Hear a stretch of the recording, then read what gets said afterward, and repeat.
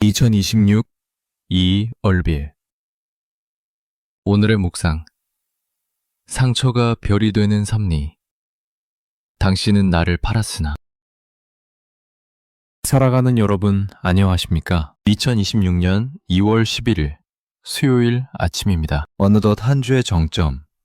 수요일의 아침 해가 떴습니다. 우림은 흔히 수요일을 수요고개라고 부르기도 합니다. 월 화요일을 숨가쁘게 달려오느라 체력은 바닥나기 시작하고 주말까지는 아직 넘어야 할 산이 많아 보이는 심리적으로 가장 지치기 쉬운 요일이기 때문입니다. 몸의 피로도 피로지만 사실 우리를 더 힘들게 하는 것은 마음의 피로, 즉 사람 때문에 받는 상처와 스트레스가 아닐까 싶습니다. 우리는 인생을 살아가면서 수많은 관계를 맺습니다. 그 중에는 나에게 힘이 되는 사람도 있지만 반대로 나를 아프게 하고 배신하고 내 등에 칼을 꽂는 것 같은 고통을 주는 사람도 만납니다. 그것이 직장 동료일 수도 있고 믿었던 친구일 수도 있으며 때로는 가장 가까워야 할 가족일 수도 있습니다. 억울한 일을 당했을 때 우리 마음속에는 피해의식이라는 독초가 자라납니다. 어떻게 나한테 이럴 수 있어? 두고 보자. 내가 반드시 갚아주리라. 밤새 분노로 잠 못 이루고 그 미움의 감정을 곱씹느라 에너지를 다 써버립니다. 오늘은 성경 인물 중 그 누구보다 억울하고 기구한 인생을 살았지만 그 상처를 복수의 칼날로 쓰지 않고 생명을 살리는 수술용 메스로 사용했던 한 사람을 만나보려 합니다. 바로 요셉입니다. 자신을 노예로 팔아넘긴 형제들 앞에서 그가 내뱉은 충격적이고도 위대한 고백을 통해 오늘 우리 안에 맺혀있는 응어리들이 눈 녹듯 사라지는 치유의 역사를 경험하시길 바랍니다. 2026년 2월 11일 수요일 아침에 주시는 하나님의 말씀은 창세기 45장 4절에서 8절까지의 말씀입니다. 눈물 젖은 화해의 현장을 상상하며 제가 봉독해드리겠습니다. 요셉이 형들에게 이르되 내게로 가까이 오소서. 그들이 가까이 가니 이르되 나는 당신들의 아우 요셉이니 당신들이 애굽의 판자라. 당신들이 나를 이곳에 팔았다고 해서 근심하지 마소서. 한탄하지 마소서. 하나님이 생명을 구원하시려고 나를 당신들보다 먼저 보내셨나이다. 이 땅에 2년 동안 흉년이 들었으나 아직 5년은 밭갈이도 못하고 추수도 못할지라. 하나님이 큰 구원으로 당신들의 생명을 보존하고 당신들의 후손을 세상에 두시려고 나를 당신들보다 먼저 보내셨나니 그런즉 나를 이리로 보내니는 당신들이 아니요 하나님이시라. 하나님이 나를 바로에게 아버지로 삼으시고 그 온 집의 주라 삼으시며 애굽 온 땅의 통치자로 삼으셨나이다. 아멘. 오늘 본문의 장면은 한편의 영화 클라이맥스와도 같습니다. 당시 요셉은 세계 최강대국 이집트의 총리였습니다. 비근으로 인해 양식을 구하러 온 형들이 그 앞에 무릎을 꿇고 있습니다. 형들은 지금 눈앞에 있는 위험 있는 통치자가 자신들이 20여 년 전은 20냥에 팔아넘긴 동생 요셉인 줄은 꿈에도 모르고 있습니다. 요셉은 지금까지 자신의 정체를 숨기고 형들을 시험했지만 더 이상 붓받쳐 오르는 감정을 주체하지 못하고 방성대곡하며 자신을 밝힙니다. 나는 당신들의 아우 요셉이니 당신들이 애굽의 판자라. 이 말을 듣는 순간 형들의 심정이 어땠을까요? 반가움보다 공포가 앞섰을 것입니다. 아이고, 이제 우리는 죽었구나. 그들이 저지른 죄가 얼마나 끔찍했습니까? 채색 옷을 입은 동생을 시기하여 구덩이에 던지고 죽이려다가 노예 상인에게 팔아넘겼습니다. 그리고 아버지 야곱에게는 짐승에게 찢겨 죽었다고 거짓말을 했습니다. 인신매매범이자 페르나들이었습니다. 이제 그 동생이 생사 여탈권을 쥔 총리가 되어 나타났으니 그들은 사형 선고를 받은 죄수처럼 벌벌 떨 수밖에 없었습니다. 요셉의 입장에서 보면 지금은 복수할 수 있는 절호의 기회입니다. 정님들 기억하십니까? 제가 살려달라고 울며 매달릴 때 비웃으셨죠? 그 대가를 치를 시간입니다. 이렇게 말하며 당장 감옥에 쳐넣어도 시원찮을 판입니다. 요셉이 겪은 지난 13년의 세월이 얼마나 처참했습니까? 17살 꽃다운 나이에 말도 안 통하는 타국의 노예로 끌려와 짐승 같은 대우를 받았습니다. 성실하게 일했더니 보디발의 아내에게 모함을 받아 성범죄자 누명을 쓰고 감옥에 갇혔습니다. 청춘을 송두리째 도둑 맞았습니다. 그의 인생은 억울함 그 자체였습니다.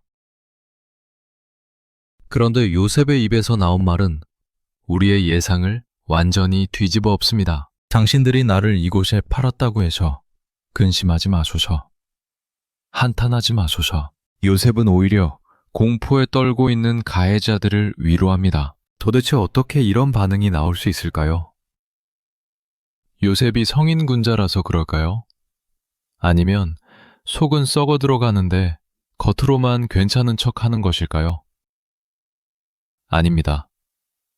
요셉은 자신의 인생을 바라보는 관점이 완전히 달랐기 때문입니다. 그 비밀이 바로 다음 구절에 나옵니다. 하나님이 생명을 구원하시려고 나를 당신들보다 먼저 보내셨나이다. 여러분, 이 고백에 밑줄을 그어야 합니다. 형들은 우리가 요셉을 팔았다고 생각했습니다. 이것은 팩트입니다. 그러나 요셉은 하나님이 나를 보내셨다고 해석했습니다. 이것은 믿음입니다. 요셉은 자신이 당한 고난의 주어를 바꿨습니다. 형들이 나를 팔았고, 보디발의 아내가 나를 모함했고, 술 맡은 관원장이 나를 잊었다. 이렇게 주어를 사람으로 두면 인생은 분노와 배신감으로 얼룩집니다. 피해의식에서 벗어날 수 없습니다. 하지만 요셉은 그 모든 사건의 주어를 하나님으로 바꿨습니다. 형들이 판 것이 아니라 하나님이 보내신 것이다. 감옥에 간 것이 아니라 하나님이 총리 수업을 시키신 것이다. 이것이 바로 섭리 신앙입니다. 섭리란 내 인생에 일어나는 모든 일, 좋은 일뿐만 아니라 나쁜 일, 실수, 악인들의 공격까지도 결국은 하나님의 거대한 구원 계획을 이루기 위한 과정임을 믿는 것입니다.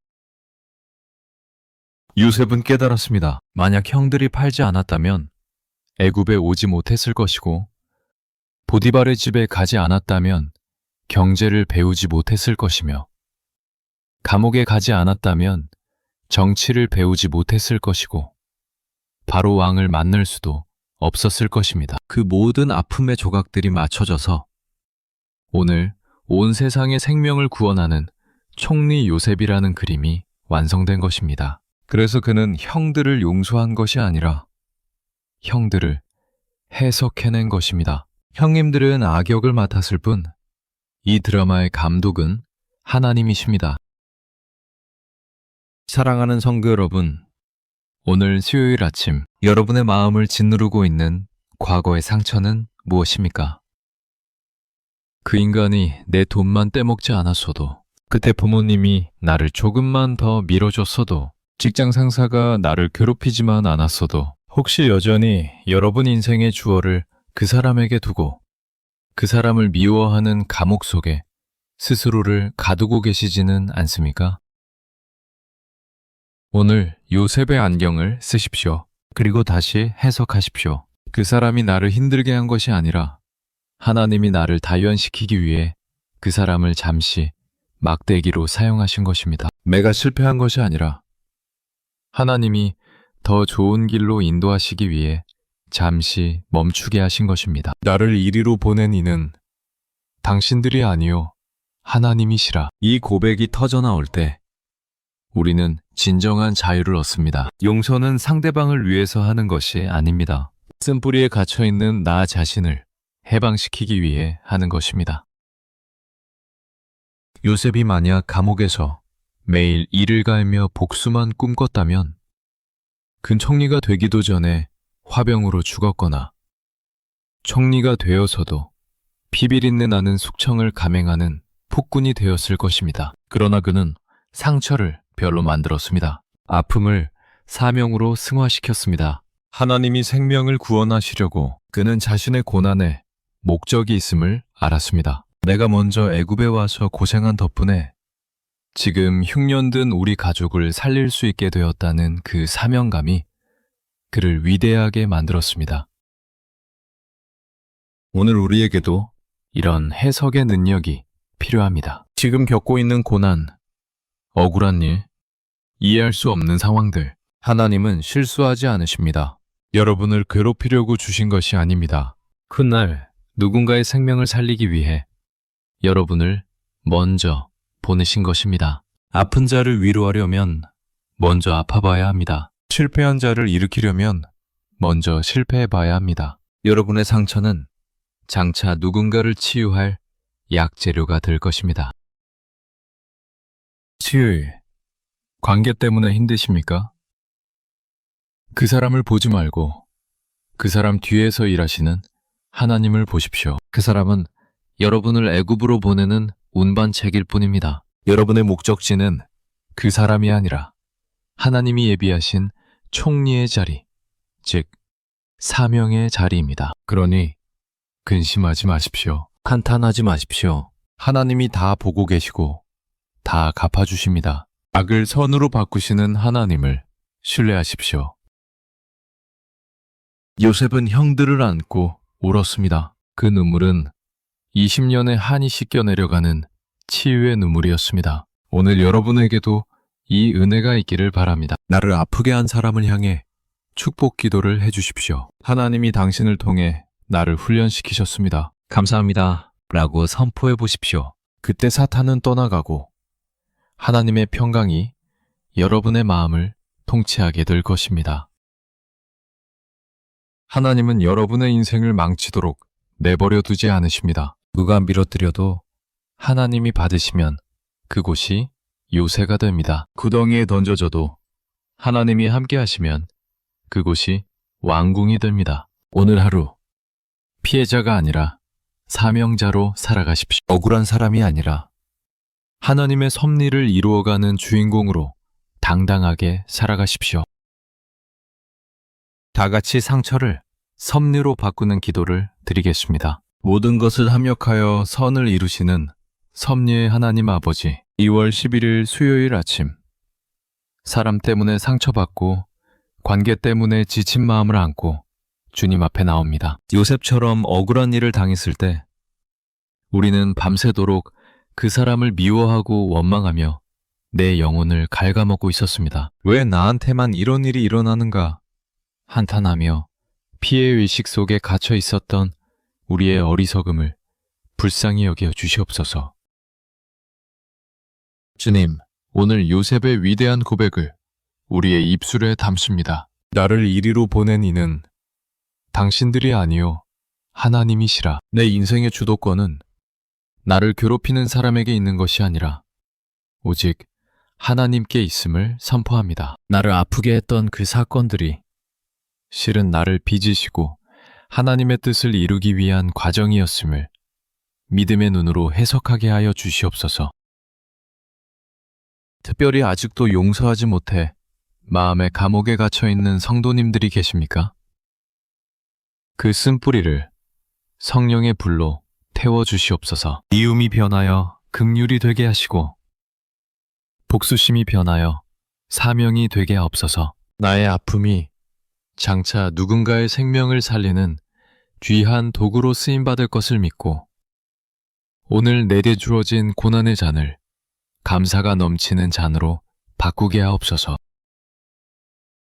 오늘 하루 직장에서나 가정에서 나를 힘들게 하는 형들을 만날 때 그들 뒤에 계신 하나님을 보게 하옵소서. 악을 선으로 바꾸사 마침내 우리를 구원과 축복의 자리로 인도하시는 하나님의 큰 그림을 신뢰하며 넉넉히 용서하고 품어주는 요셉과 같은 영적 거인들이 되게 하여 주시옵소서.